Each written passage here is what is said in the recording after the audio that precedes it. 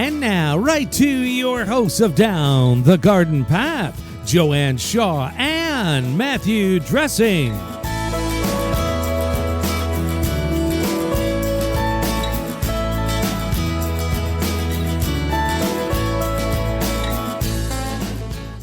Hello and welcome to Down the Garden Path, where each week we discuss down-to-earth tips and advice while doing our best to help you seasonally manage your garden and landscape.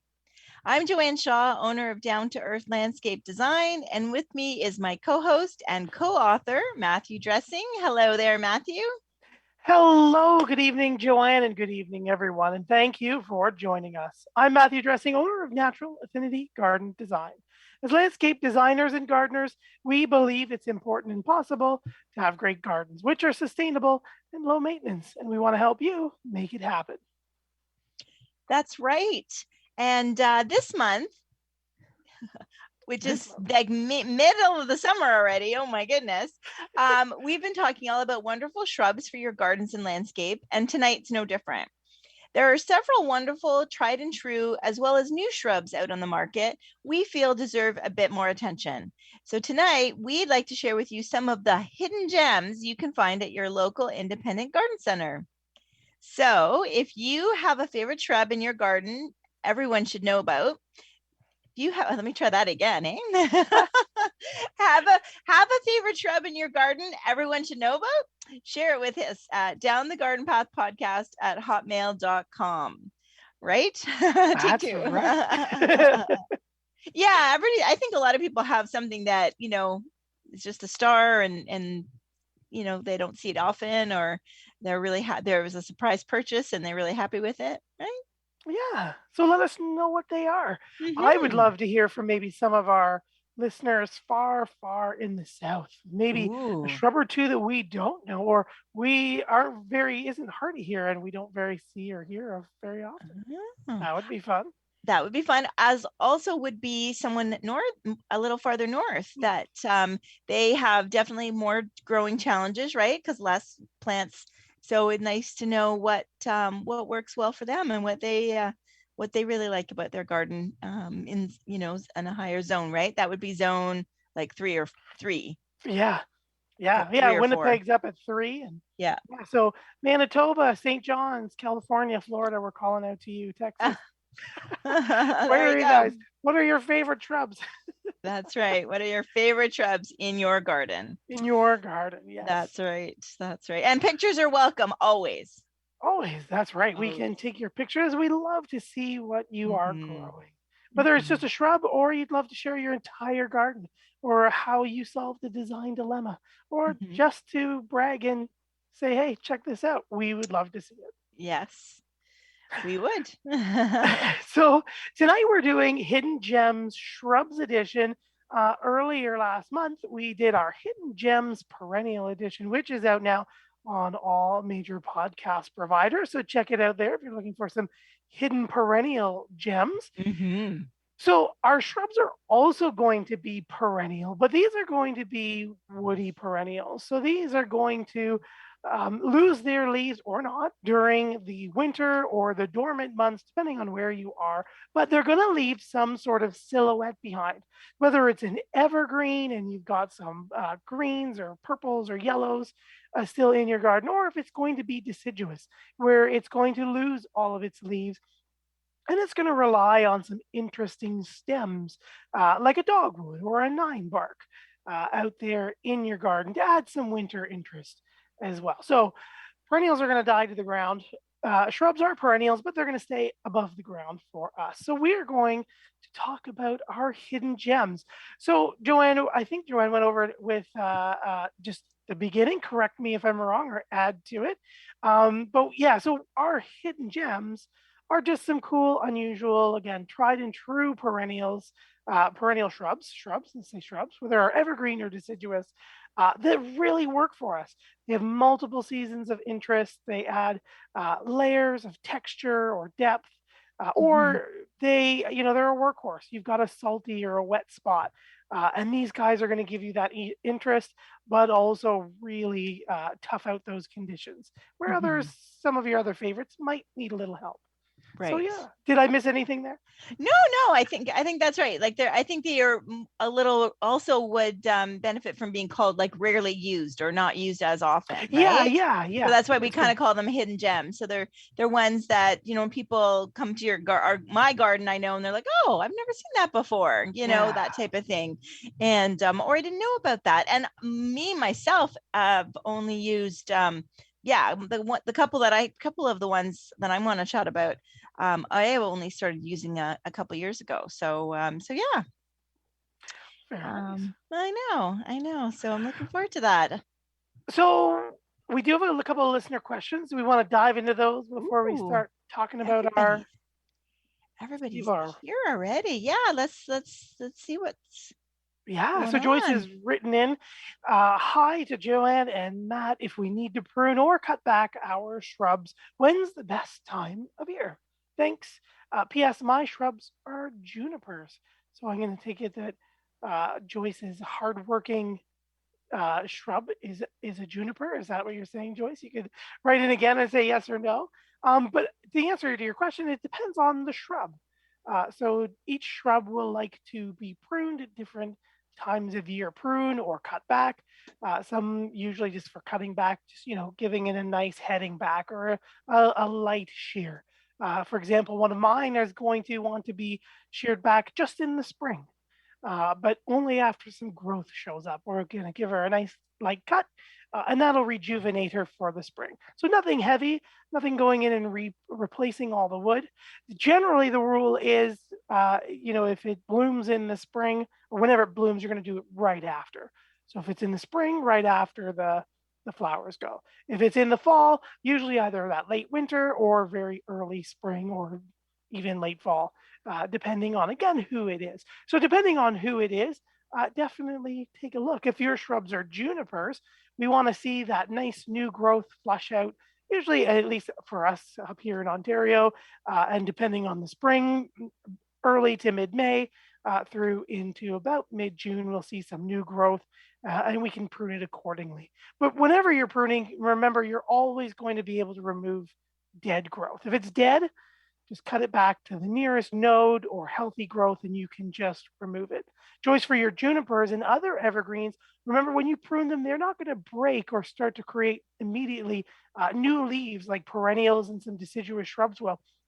So you want to prune. If you imagine you have put your fingers out like a pair of scissors or a sideways facing peace sign, you want to prune while you're stabbing those scissors or that peace sign down. And it just creates that angle that it's facing the ground instead of up. Because evergreens, again, they're not going to quickly fill that. And then you have these weird little cut marks. So just doing that allows you to hide them a little. So I think that was my little pruning. Yeah. Feel.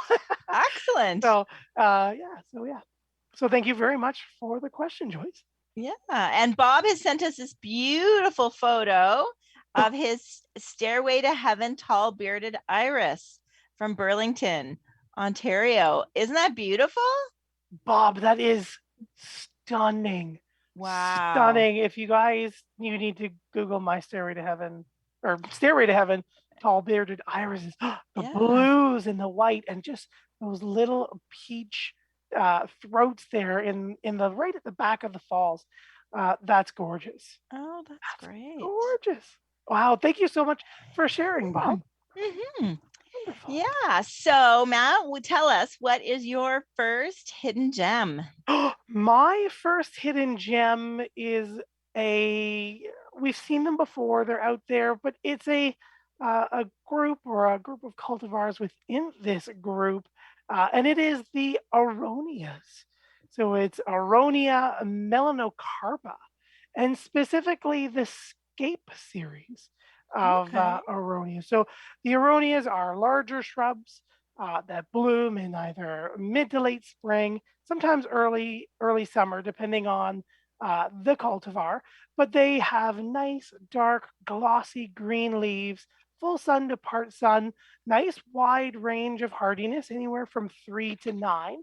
But what I love about the Scape series is we've got things like low Scape series. So we've got low Scape hedger, for example, which is a nice 3 to 5 size shrub, only 2 to 3 feet wide.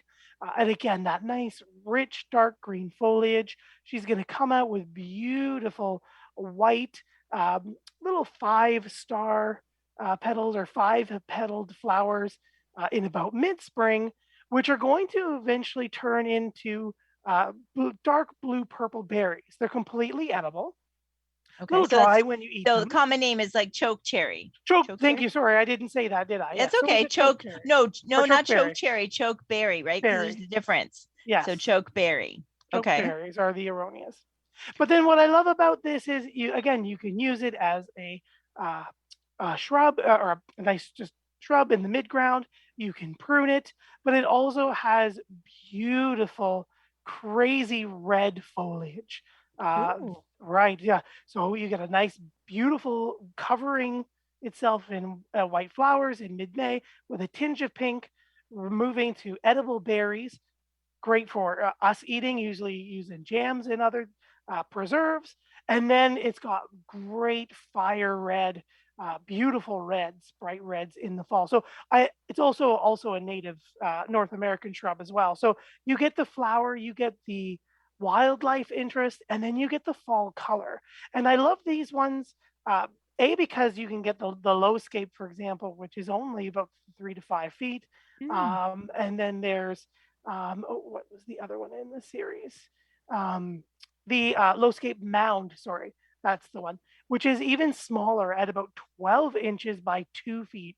So it's a nice bordering shrub as well, with all of those same features. But they're super heat tolerant, they're drought tolerant, they're salt tolerant, great as an erosion control. They can tolerate some moist areas. They're a little bit of a deer and rabbit resistance to them.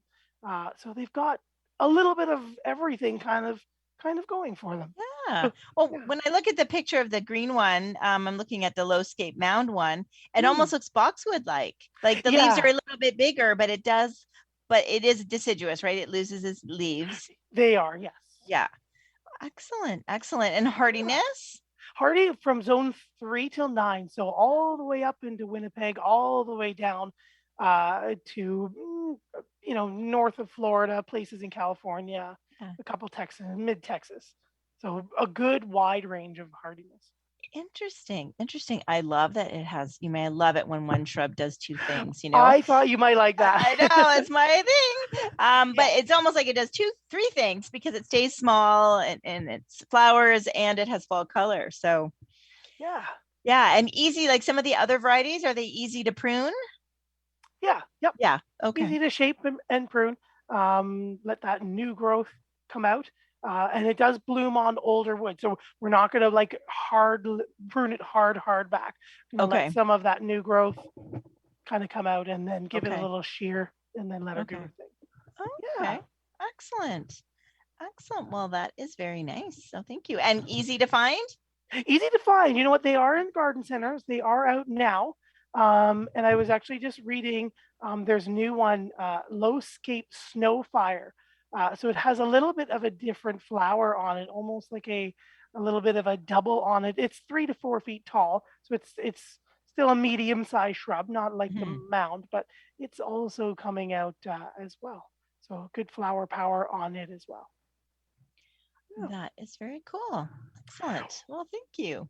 What about your favorite shrub? What's one of your hidden gems? Well, this is one that I just started using a few years ago, and it's a low evergreen, and it's a Russian cypress, but it's called Microbiota, right? So yeah, right? Yes. Although when I'm Googling microbiota, I'm getting something else at the moment. But it is very soft. So you kind of, at a quick glance, you might think it's like a low spreading juniper, but it's not. It has definitely kind of has like that softness like cypresses have, but it is very low. So it's almost like a ground cover. It's very low. And it spreads very, I think, very nicely, and actually pretty well too. Like I'm not gonna say fast, but I would say mid. How much it starts to cover, right? Yeah. And it has fall color. So again, even though it's an evergreen, it's perfect for me because I think it is a great, for under, like even under a Japanese maple or something like that. It doesn't need full sun. I have it growing in full sun to part sun, and it's doing fine. It is tolerating the salt on my in my garden from the road. Oh, nice. Yeah, so it's tolerating the salt, sorry. And I just love the texture of it, and I love that it changes color, and I love that it stays so low, so it doesn't, when we know everybody pictures those junipers that are spreading, when you say is spreading evergreen, right? Everybody thinks like, oh my God, it's going to take over and it's going to block things, and this really doesn't, because it is so low and it is so soft. That I feel like there's always a spot in the garden where you're just not sure what to put there. You want something green, and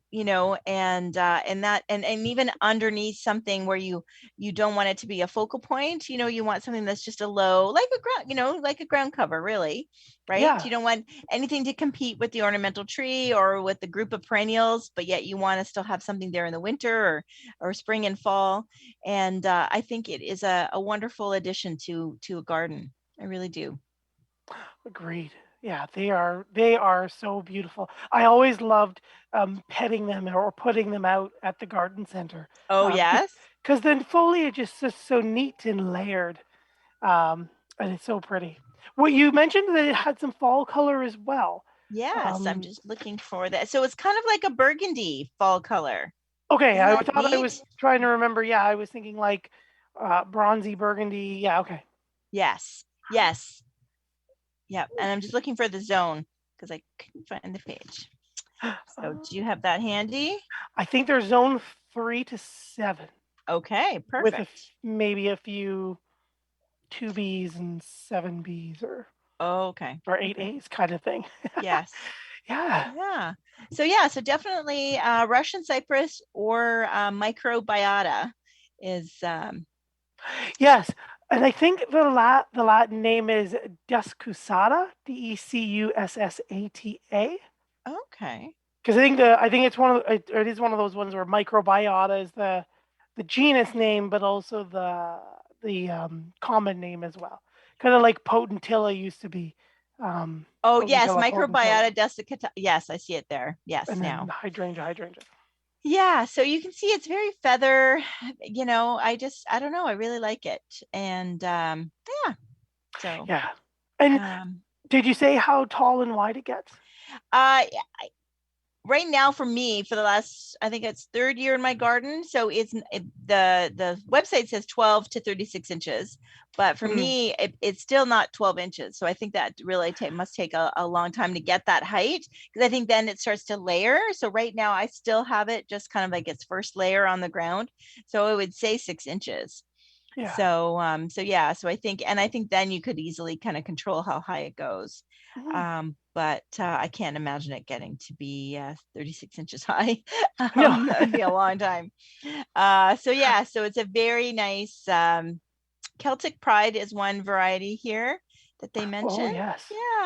Yeah. So I've also seen that one as a standard, an evergreen standard. Really? Yes. Okay. And it was an older, so it was bigger than the one you're in your garden. Yeah. But it did get that just beautiful feathery texture that just kind of slightly turned as it fell, and spread out and kind of fell down and made that little umbrella. Nice. Yeah. That was really pretty. Yeah, because I think when you say, like, again, when you think of a spreading juniper or spreading evergreen, you think of junipers and you think of some that just get big and prickly and big and blobby and kind of lose their shape. Yeah. And this one really doesn't. It's got a really nice texture.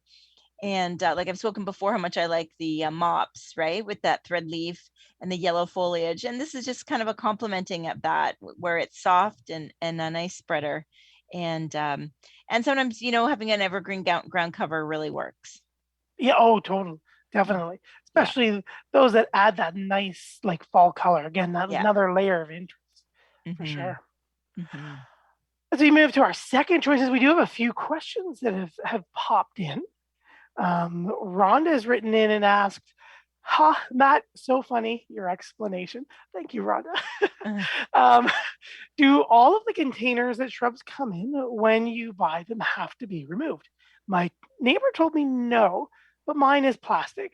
He told me just to slit it. Thanks. So yes, yes and no. Depends on the container. In your case, you had a plastic container and your neighbor told you to slit it. Definitely, anything plastic you should remove. Tease some of those roots.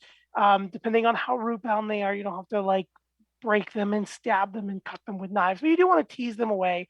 You might have to pull some pretty hard ones here, a few snaps to get them a go, because roots, like above the shrub, when you prune them, they have break points. They'll create new roots and start to spread out, but roots are smart and can detect gravity, so they tend to spiral if you just leave them or girdle themselves.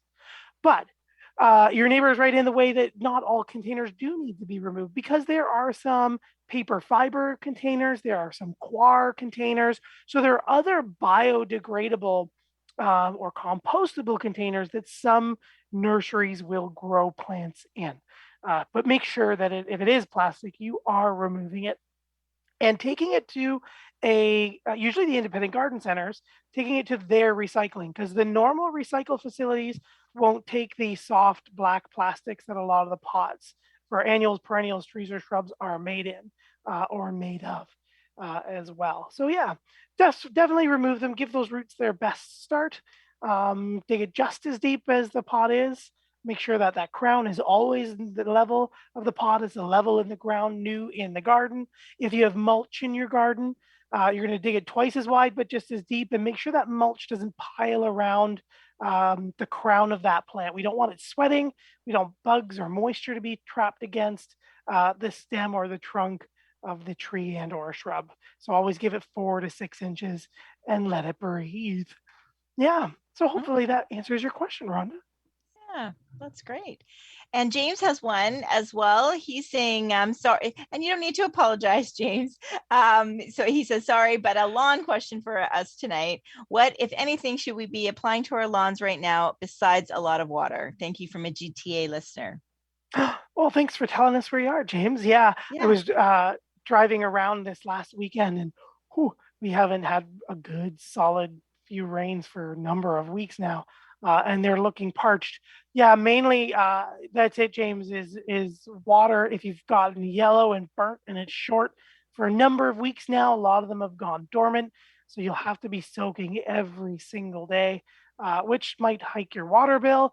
But if it is still green, again, water once a week in the morning so that you don't lose a bunch to evaporation. It's going to get it just as it wants to photosynthesize to about an inch deep once a week, and cut that lawn nice and high. So 3 to 4 inches, might be a little longer, but that shade is going to keep those growing points nice and cool on the soil surface and actively growing through all this crazy, crazy heat. Outside of that, the only other thing I would recommend too is if you are somewhere like us with the GTA where we've had lots of heat, it is pretty much time to hit that summer fertilizer. We're in almost in the end of July, so that's our next thing kind of coming up, end of July. If you do find that you're in a drought stress area, think about going organic, because it does need to be broken down by the soil. If your plants are under high, or your grass is under high stress, and we suddenly hit it with a big dose of synthetic fertilizer, the mineral overload can sometimes stress it out even more and shut it down. So you might be kind of teetering on the edge of dormancy, or a brown lawn. A big dose of synthetic could knock it all the way into it. So feed the soil, give it a nice, slow, steady feed, and that'll help her keep green, retain moisture, and just reduce some of that stress that they're fighting. But other than that, yeah, it is July. We might see some Japanese beetles out. Remember, they're not in your lawn. You don't need to apply nematodes right now. We can wait at least, mid-July? So another 3 to 4 weeks before we want to start doing that. And that's about our lawn right now. In a nutshell. Excellent. Yeah, in a nutshell. That's right. And Bretta just came in with, is there any mulch that is not good for shrubs? And she has Japanese yews in brackets. Is there any mulch that is not good for shrubs? The main one I think we talked about before is like the big, chunky, repurposed. Yeah. Dyed and heavily dyed ones. Yes, exactly. Yeah. Yeah. I mean, it's not that they're going to kill or harm your plants necessarily, but they're certainly not going to add the value and anything, beneficial. to your plants. So yeah. So Yeah. I would say that. Although we could say also the rubber is definitely a no-go, so we won't even go there. But right. Yeah, especially the rubber ones, or like the darker mulches that just absorb the heat that gets transferred into the soil, which stresses roots. And then the only other thing is to say about the big chunky woody ones is that as the microorganisms start to break things down, they steal the nitrogen from the soil to replicate and do their enzyme things. And until they die off, they will hold the nitrogen in the soil while they try to eat that mulch. So if you see any discoloring or nitrogen deficiencies, it could be some heavy, if you've recently, in the last month or two, put down some heavily chunky mulch, might be stealing some food or slowing some growth. There you go. So can we get one more of your favorites in before halftime? One more the way I talk? All right. All right. You know what? I think that one of my new, well, maybe not newer, but maybe some of the newer varieties that we're seeing is everybody loves hydrangeas. Mm-hmm. And I have to say that one of my favorite hydrangeas are the mountain hydrangeas. So these are hydrangea serratas. They have that lace cap, and more specifically, new from proven winners, the Tuff Stuff reblooming mountain hydrangea. So these guys are sun to partial sun, so they look like they're a mop head, like a macrophylla. They've got that nice dark green, serrated, toothed leaf. These guys are a nice dwarf size, so they're going to grow 3 feet tall to 2 to 3 feet tall and 2 to 3 feet wide. Hardy through zone 5 to 9. They're going to start blooming on old and new wood, and they're going to start, like other hydrangeas, anywhere from summer through fall. And they literally just pump out all of these big lace cap blooms. So the lace caps, we have the little true flowers in the middle, and then orbiting that flower structure, we get those little petal rounds that surround it. And they get quite big. They get bigger than quarters. Or even if you're a Canadian, bigger than toonies. And they're quite big. And like the macrophyllas, the big classic mop head, like in the summer, they will go blue or pink depending on the soil as well. So you can make them blue and if you have an acid soil, or you're really committed to keeping the soil acidic, it is a little bit of a maintenance thing for you there. Or naturally, if it's more of a neutral pH, you'll see it just being nice and pink. So Hardy zone 5 through 9, but great as a cut flower. I've seen them in larger containers, but they're just a nice, tough, reblooming, fun little hydrangea that go back and forth, that are more consistent with their flowering than things like your endless summer group. Okay. Yeah, that was my question. Yeah, they're a little bit more consistent. So like you said, more open and lacy versus the big mop head, but I think what you gain is that better stability and better bloom, Yeah, and as they mature, and we see that lace cap, I think everybody loves those big balls, or those big mop heads, or the big panicles on the paniculatas as well. But once we get like a nice mature plant, or it gets established, it does fill in quite nicely all over the shrub. So it's not going to be a weird, lacy, sparse looking shrub. It has some nice dense, and it literally just, until it's fall, and get some good cold temperature, just pumps out flowers. Excellent. Now, I believe their foliage also has a bit more burgundy to it, like right? And as the fall comes. I didn't even thank you. That was my other winning thing. Yes. Yes. The other actually, not even just the fall, because I think I saw them at the growers last week, and I was like, "What?" And I looked in, and that's what they were, because their leaves had started to already go. They might have been a little stressed because they were still in the pot, but Yeah. As I say, that's right. I usually see them in the garden center doing that too, right? You get a little bit of heat stress or inconsistent watering, but yeah, they also tend to have beautiful fall color. That's right. As they kind of peter out, they will start to give you some beautiful, rich burgundies to light reds as well. Yeah. Thank you. Oh, you're welcome. No, teamwork. Hey. Teamwork. I was like, it's almost time to say the thing. Yes. No. Yeah, so beautiful fall color, nice summer through fall. Yeah, and I think the leaves on them are quite, because I know everybody likes the leaves on the Microbiota, except that they wish they had blooms too. So I think this is a nice balance in the sense that they do have gorgeous deep green leaves that go to burgundy, and but they also have a little bit more of consistent flowering. So so that's good. So look for mountain serrata or hydrangea serrata. That's right. Yeah, the mountain hydrangeas. And there are bigger ones and smaller ones in some groups, but Tough Stuff, is a great reblooming hydrangea. Yeah, and it must be good if they named it Tough Stuff. It's got to hold up to its name, right? Yeah, and there's a couple other in those series. So yeah, they're well deserved. For sure. Yes. I know Nancy, our friend Nancy, has one that she just loves, her Tough Stuff. So does she? Yeah. Yes, she does, and it does look great in her garden. It really does. So. So that's good. And I love that where it's not quite blue, but it's not quite pink, and it's kind of got that like mauvey color to it. And yeah, it's lovely. Kind of that blurple color. Blurple. Oh, I don't know. Mauvey sounds better. It is more of a mauve. It is more of a mauve. I need one, but I'm running out of room. I even took some stuff out, and I'm still running out of room. So. All right. So we are about halfway through, and we thank everybody for listening, right, Matt? That's right. Thank you for joining us here on Down the Garden Path, live on Reality Radio 101. I'm Matthew Dressing here with my co-host Joanne Shaw. She's also my co-author of our Down the Garden Path podcast book, a step-by-step guide to your Ontario garden, which is just a step-by-step to anyone's garden, really. Mm-hmm. But thank you so much for joining us here, whether you're listening live or you're somewhere listening on the podcast. We love that you've tuned in. Joanne and I enjoy hosting Down the Garden Path. Each week, we bring you interesting and relevant topics to help you achieve a great garden. We learn right along with you from our research and from the guests that join us here on the show. Don't forget, you can spend more time with us down the garden path. Follow us on Instagram and Facebook at Down the Garden Path Podcast is our handle there. And don't forget, there's lots of past episodes you can find on your favorite podcast provider. While you're there, please hit that subscribe button to be notified of new content. And please don't forget to like, share, and leave us a comment.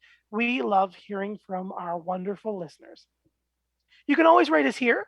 Gary, our wonderful producer, in studio101@gmail.com. But don't forget, you can also reach us directly at Down the Garden Path Podcast at hotmail.com. Don't forget, check out our websites as well. You can find Joanne at www.down2earth.ca, and you can find myself at www.naturalaffinity.ca. So I think we're right halfway through the show. I've done 2 of my 3 hidden gems. You've done one of yours. Mm-hmm. So what is your second hidden gem shrub? My second one is Daphne. And I'm not talking about the character from Scooby-Doo. I thought of Frasier. Did you? Oh, that's so funny. Oh my gosh, that is hilarious, right?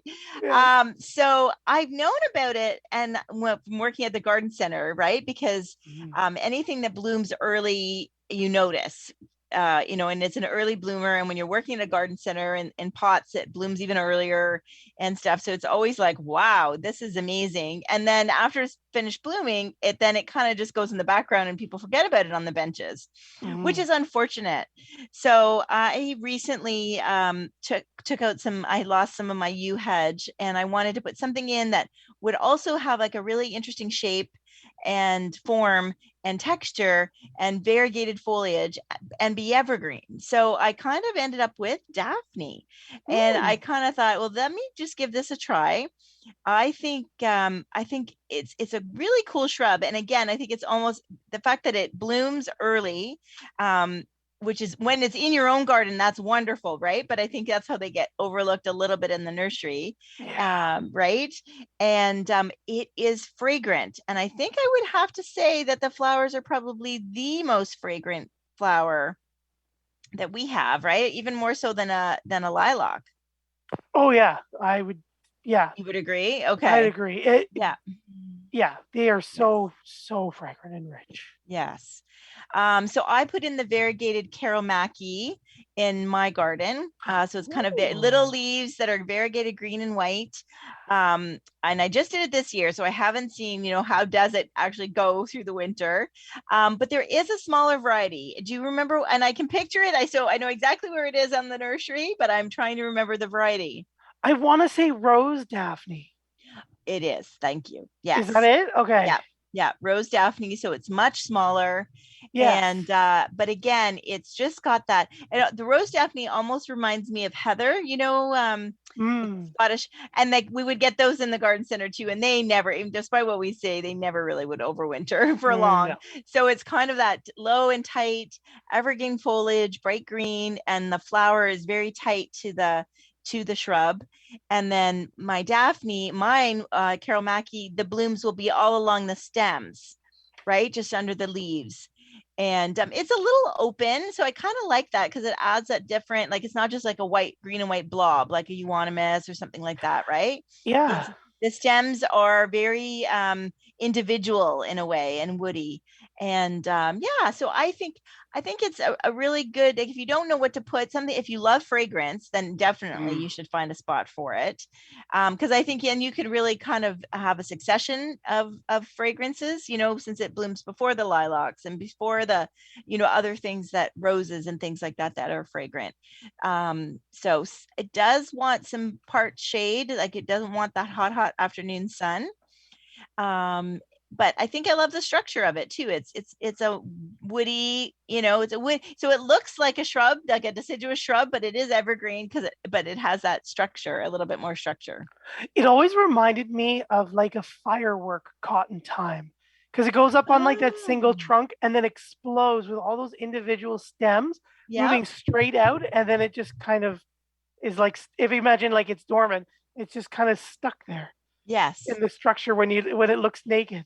So it has a super unique structure, which is great for that winter interest too. Yes. Yeah. And certainly a great gift if for someone who might have everything in their garden or, it's a great gift because they probably don't have it. And, and the nurseries, again, they will have them. They just kind of fall in the background because they're not really blooming, unfortunately. They usually are by the like rhododendrons and azaleas because they're not going to be out in the strong sun all summer. Right. So so there's something different, something a little bit with a different texture, but still has a flower and still has some visual interest. I think it's a hidden gem that belongs in the garden. I agree. And I think it used to be so much more popular than it is nowadays. And I think it's just overlooked by everybody wanting things like hydrangeas for those super long blooms, but everyone forgets the gorgeous fragrance, that it's evergreen, that beautiful structure and habit that it has. That is definitely a garden gem for sure. Yeah, and if you have someone named Rose or someone named Daphne, then there also there's a great great. I love the name when plants are named after a person. It's always kind of cool. Do you have any named after you or that carry the name Joanne? No, I don't believe so. No. I have two. I have a an orange daylily named Matt, so Hemorrhacalis Matt, and then there's actually a Japanese maple named Matthew.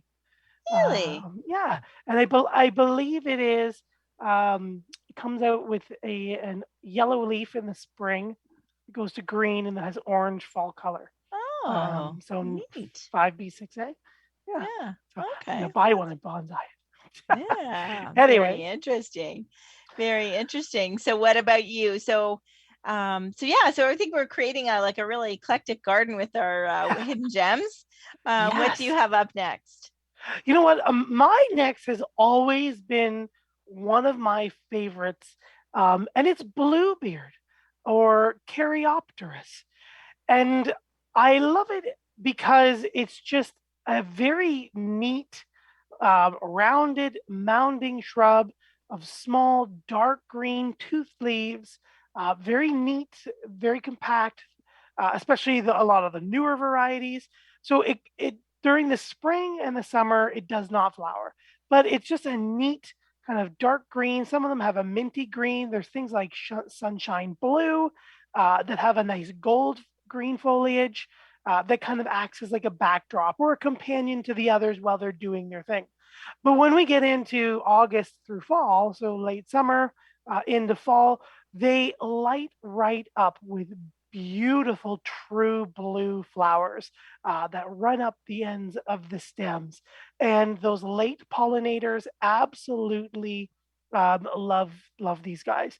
You can go into a bench into the garden center in the fall when the Caryopteris are in bloom, and you will see bees, butterflies, hummingbirds. Everybody's got these guys in their sights. So hardy through zone 5 through till 9. They're usually about 2 to 3 feet tall and wide. Again, that nice rich green foliage blooming. It is a deciduous shrub, so it does lose its leaves from the summer. Tends to just kind of go yellow, so no crazy red or anything like my last two, but just a nice golden yellow, drops all of her leaves, deciduous shrub. Blooms on new wood.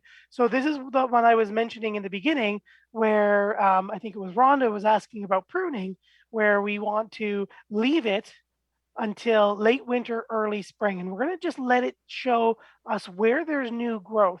And then we're going to cut it back down to some of that new growth and let it come out again. So we're not going to hack it all the way back. We're going to give her a good heading back or a good shearing to some of that new growth and let her fill in nice and dense and even more mounded than she normally is. And this kind of helps keep it, especially if you've got more of a partial shade location. So full sun for this one as well, but beautiful fall color. And that blue that's just not often there. Yes, so, yes. Right? And often it's with the, oh my gosh, butterfly bushes. Yeah, you'll often find it right beside. And I think sometimes, right? Sometimes people confuse the two. Yes.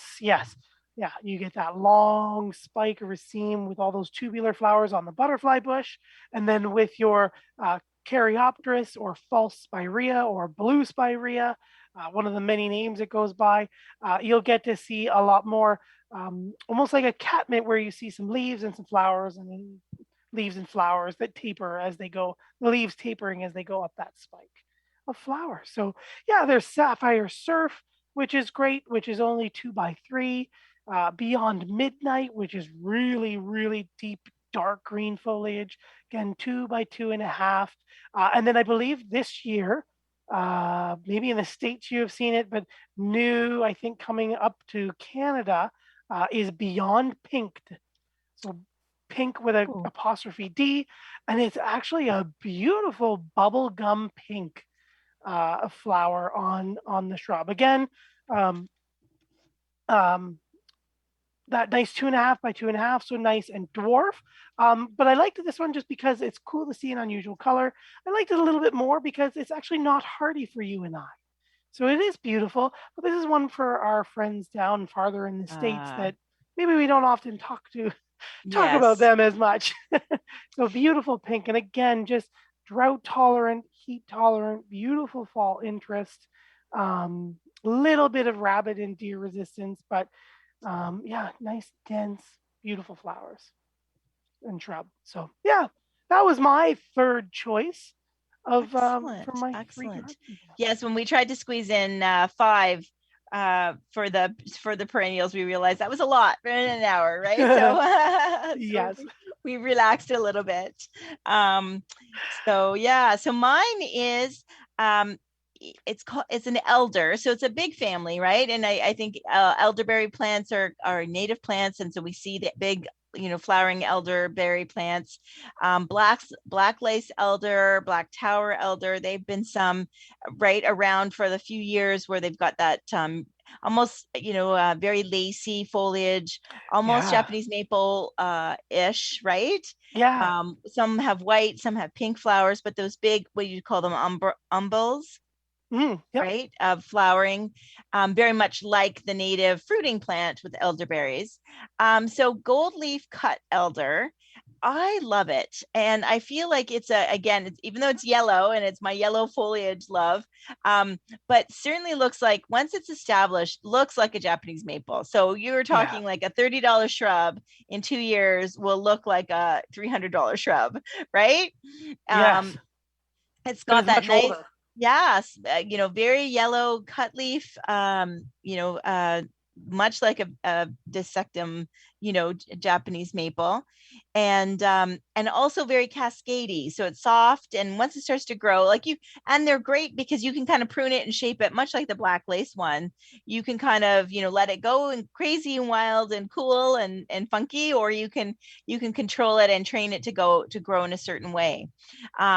So it does need some sun, obviously, to keep that yellow foliage, and it does need some water though too, because otherwise, in my experience, based on the fact that I had to take a dead one out this year, it was not getting enough water, no matter what I did. So I have a new one, and I actually planted right near my hose, so I can make sure it always will get a bit of water. I wouldn't say it has to be soaking, but it definitely can't tolerate, it needs the sun for the foliage, but I feel like it also needs to get watered a little bit more. So that is one, and it will flower, but I find I'm not buying it. This one, you're not buying for the flower. You're buying it just for that pop of color. If you've got a lot of green shrubs in your garden that flower at different times, but yet when they're all green, it's a nice thing to add to kind of break up that green, as well as burgundy. I love my green and burgundy, or my yellow and burgundy together as well. So, next to some burgundy 9 barks, I think it would look lovely. And did you have a botanical name with it? I did. When it jumps to my mind, I think of the one that I often saw in garden centers was like lemony lace. Yes, that's the one. That's the one I just put in my garden. Yes. Oh, okay, lemony lace, golden cutleaf elder. There is another golden elder, so you have to really watch for. I'm really talking about the cutleaf. Not that there's anything wrong with the other one. I mean, it is definitely a nice, yellow leaf, but typical kind of leaf, and a bit more, for lack of a better term, blobby. It's like if you need a yellow shrub that kind of break things up, that's great. But for me, it's that real cut leaf that almost gets like copper. The new growth is kind of copper, and then goes yellow. And then again, if the areas that might get not as much sun will have like a nice chartreuse green.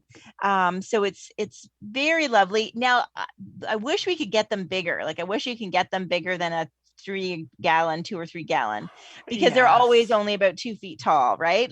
I would so love to go somewhere and have it be already at 5 feet, because then I think it could really make a great feature. And just be instant in the garden. So even for me, that where I put it, I need it to kind of grow up to hide that said hose, and so I'm just gonna have to wait a couple of years for it to get there. But it was much cheaper than putting a Japanese maple there. Oh yeah, you're very right. A beautiful Japanese maple substitute, if you just really love that foliage on it, absolutely stunning. Yeah. If you have a limited space and limited budget, it's a great one. It really is. I mean, I think we could put all the things that we mentioned today, right, in one garden, and they would all look fabulous, because you've got some evergreen, you've got some seasonal interest with your chokeberry, and I mean, I think the hydrangea and the ground cover microbiota. I think we could make a lovely garden, right, with those 6 plants. I think so indeed. I was just quickly looking up. I think the lemony lace is Sambucus racemosa, and then the American elder, Sambucus canadensis, has the variety Aurea, which is the golden American elderberry. And it has that typical leaf. So there are the 2 of them out there. So that's good. So that, I think, wraps up our shrubs, our hidden gems. Did you have any outside, what did I call them the other time? Perennials, honorable mentions. Oh, honorable mentions and stuff. No, I can't think of any honorable mentions. Well, I think tying with the gold one is the black lace elder.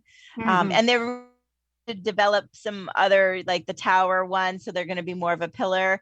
I did, because there is a golden pillar as well, that I was kind of toying with, and so that's coming online. I'm not sure of the botanical name because I just saw that at the growers, but I did decide to stay with the lemony lace cutleaf elder.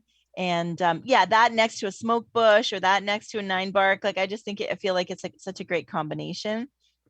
But the black lace elder is also cool, for someone who, because there's some people that struggle with their Japanese maple growing, or again, budget, which is completely understandable. So it's a great way to have something that's very interesting.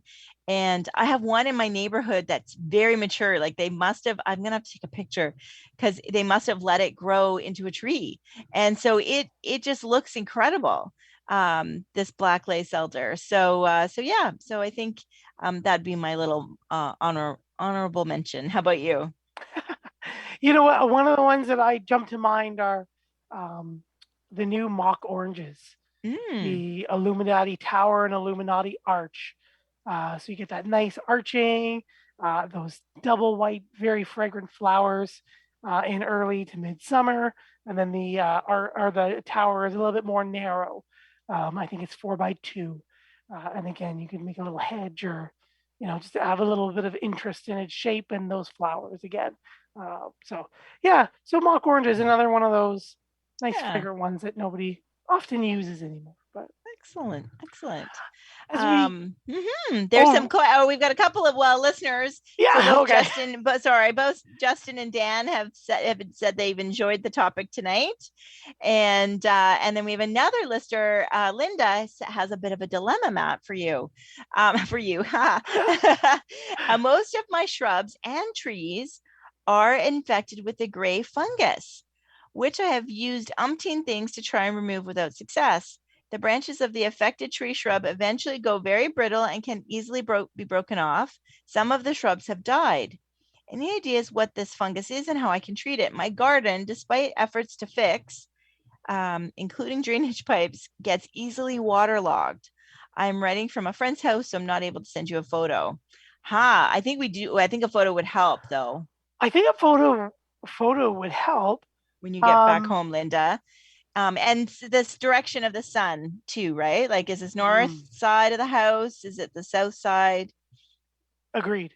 Right off the top, my first thought is with the extra moisture that's in the ground, that might be just root rotting the plants and dying, and they're literally just suffocating because there's no air, and the stems are becoming brittle and they're just dying away. The gray fungus, with all that moisture nearby, and depending on where you are, some of that really good humidity we've had in bursts this year could be powdery mildew just moving unchecked, but which would also play into, Linda, your thing about which you've used everything but without remove. So when you have your powdery mildew, you can kill it and make it inactive, but it doesn't come off the leaf.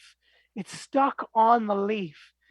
So it dies in place. It doesn't spread anymore, but it is gray on the foliage still. You can like push your thumb on it or wipe it off really hard. You might damage or take off foliage, but it does become inactive, but it stays there so visually. So you might, with the moisture, have, just off the top of my head going with what you gave me, might have powdery mildew rampant in your area with all the extra moisture. You have killed it, but it doesn't remove, so it looks like it's still there for you. And again, because your soil, including drainage pipes, still just isn't draining well, it's still there, but your plants are right plant, wrong place, and they're just not enjoying their feet and in the moisture, and they're just slowly suffocating and drying out and dying. Yeah. And often there's a smell, right? Like often, if the roots are rotting, you often can, if you were to stick a shovel and a hole in a few places, and literally, it's not like you have to really stick your nose in the soil or anything, but you will start to smell that sweet, kind of a sweet, wet, rotting smell. I don't know how else to describe it. So maybe there's something more of, maybe you need something more of a rain garden, that type of area, right? Where you're kind of getting the shrubs, maybe out of that soil and onto an area where the water would run through it better. So that's a whole other show, right? Yes. But you could definitely look for more moisture loving plants, because they are out there. There's lots of shrubs that really do like that moisture. And that could be an answer, or Google rain gardens. I'm trying to think. We have done a show, which maybe we'll put in the show notes. Yeah, we can about remember. moisture-loving plants. But moisture-loving plants. So thank you. And Linda, even if it's after the show, I mean, you can, when you get back home, please feel free to send us some pictures here at Down the Garden Path Podcast at hotmail.com, and we will we'll write you back, and we can be more specific if possible. Sure. So. Yeah. So great show. I'm glad the guys liked the topic, and it's nice to talk about shrubs that are a little bit less common, right? Yeah, exactly. There's so many things. Don't hesitate to get in there and look around all those little shrubs. You never know who's hiding in and amongst them. That's right. Just like the Daphne, for example. Yes.